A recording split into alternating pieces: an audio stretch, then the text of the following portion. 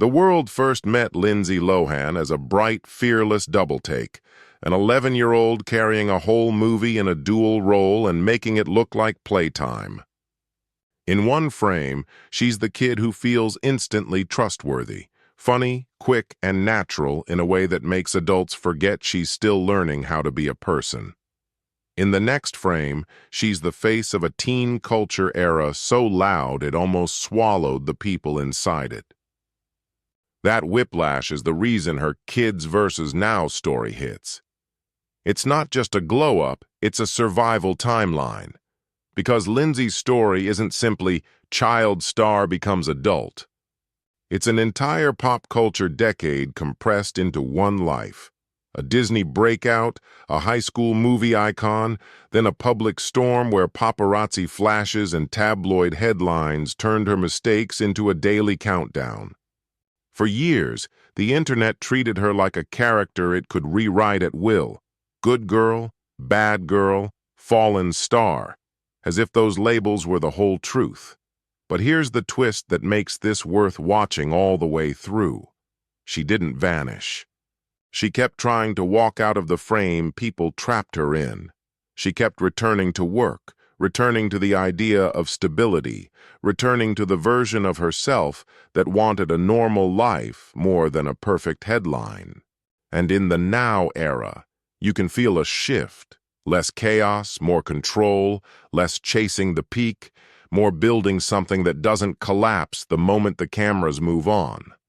Picture the contrast, the child on a family-friendly set, then the same face years later inside a wall of flashes.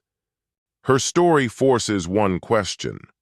When does fascination become pressure and pressure become punishment? We're not here to replay the memes. We're here to find the human underneath them. And once you see the pattern, you won't watch the clips the same way again. Lindsay's story begins with a contradiction. She grew up with the tools to perform, but not always the space to be private. She started working young in front of adults who praised results, confidence, charm, professionalism, the same qualities that can hide a child's stress. When people call her a natural, they're not wrong. But that word has a shadow. Being natural on camera can also mean you learn to regulate your emotions in public before you learn to regulate them in peace. Her breakout moment came with The Parent Trap, 1998, where she played identical twins in her film debut, a role that instantly announced, "This kid can lead." The movie didn't just introduce her, it imprinted her as the kind of child star audiences feel protective of, the rare young performer who seems both adorable and capable. Then the machine moved fast. She became the face of a new Disney-era teen wave, and that wave came with a specific promise. You can be wholesome, funny, stylish, and massively famous, all at once. In that environment, growing up isn't a private process. It's a public rollout. Your awkward phases become headlines. Your experiments become evidence. And your friendships, your style, even your silence, everything becomes a story someone else feels entitled to narrate. By the early 2000s, Lindsay wasn't just working. She was becoming a symbol of teen movies, of the pop culture moment, of a certain kind of bright American stardom that looked effortless from the outside. The pressure is invisible until it isn't, because the higher the pedestal, the harder the landing, and the more people gather to watch. Lindsay also grew up with the expectation to be on. In kid star worlds, rewards are external, applause, bookings, the next role, so no can feel terrifying later. Biographies show how fast it escalated. Disney films, teen hits, nonstop coverage. That context matters when we talk about choices, because the space to choose can feel small when your life has been organized around performance since childhood. The rise is almost too easy to summarize, which is exactly why it felt unstoppable at the time. After The Parent Trap, Lindsay stacked defining teen hits and became a name you didn't have to explain. Freaky Friday 2003 turned her into a new generation Disney lead with real comedic timing, and then Mean Girls 2004 locked her into pop culture history as the center of a film that never stopped being quoted. And notice what that run did. It made her feel like the moment. In the monoculture era, when everyone watched the same movies and the same red carpets, a star could become unavoidable overnight. That kind of visibility is intoxicating and dangerous because it creates the illusion that your life is supposed to be fast. Every year needs a bigger success. Every photo needs a better angle. Every interview needs a new version of you. Then the narrative tilts. The same attention that built her started feeding on her. Roles became harder to land, trust became fragile, and the late 2000s became defined by a public storm of personal struggles and legal troubles that tabloids covered like daily entertainment instead of someone's real life. The tragedy wasn't only the mistakes, it was the way millions of strangers felt invited to participate in them. This is the part where the rise and fall turns into a loop. The more she was chased, the harder it was to breathe. The harder it was to breathe, the more the public demanded proof of collapse. Paparazzi culture didn't just report on chaos, it amplified it. And when you're young, famous, and constantly photographed, it's easy to forget you can step out of the frame. The frame follows you. Freaky Friday in particular became a commercial success and helped cement her as a bankable lead. After that, the brand expanded fast.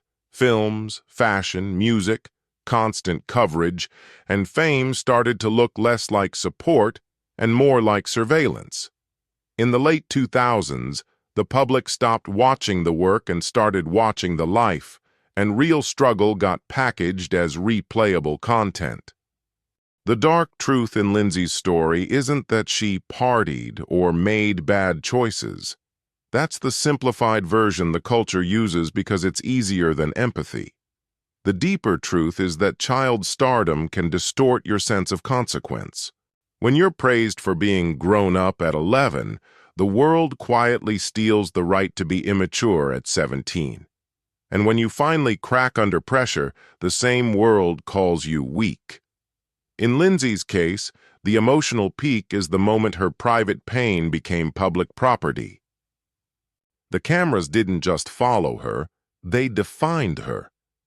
Headlines flattened her into a cautionary tale, as if the point of her life was to warn other people, not to be lived by her. That's what makes those late 2000s images so haunting. They don't feel like celebrity gossip. They feel like a person being watched while they're trying not to drown. And here's the uncomfortable question we should ask. How much of the fall was her? And how much was an ecosystem that rewards collapse? In that era, paparazzi shots sold. Crisis generated clicks. Bad girl narratives kept audiences addicted. The audience wasn't innocent. It was the market. When a young woman is treated like an endless storyline, she stops being allowed to heal quietly. There's also a gendered edge to the way the story was told. Young male stars often get troubled genius narratives. Young women get mess. The camera turned her into a warning sign. If you want the real cost, don't picture a scandal. Picture exhaustion and the loss of quiet.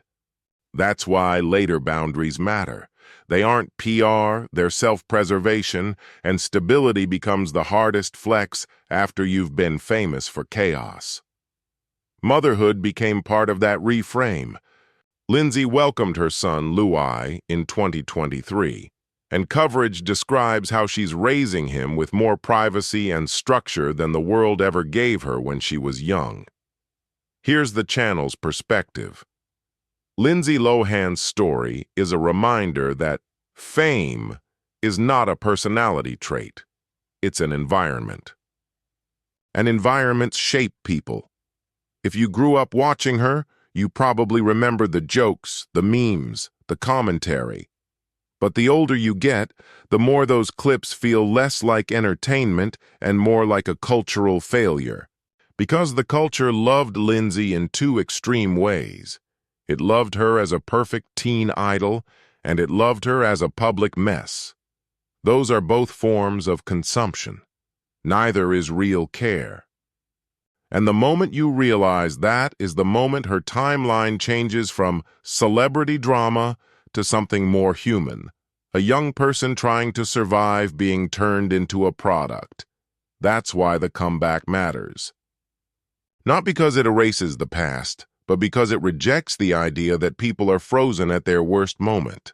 A culture that believes in second chances has to prove it when the person isn't convenient anymore, when the comeback isn't trendy, when the glow-up isn't instant, when stability looks boring on camera. Lindsay's late career choices show a different strategy. Lean into warmth, lean into nostalgia, pick projects that don't require living inside controversy. Netflix projects like Falling for Christmas, 2022, and Irish Wish, 2024, aren't about reinventing her as edgy. They're about reintroducing her as safe, watchable, and steady. And it's a reminder. Your worst years don't have to be your identity. Growth is refusing to stay pinned.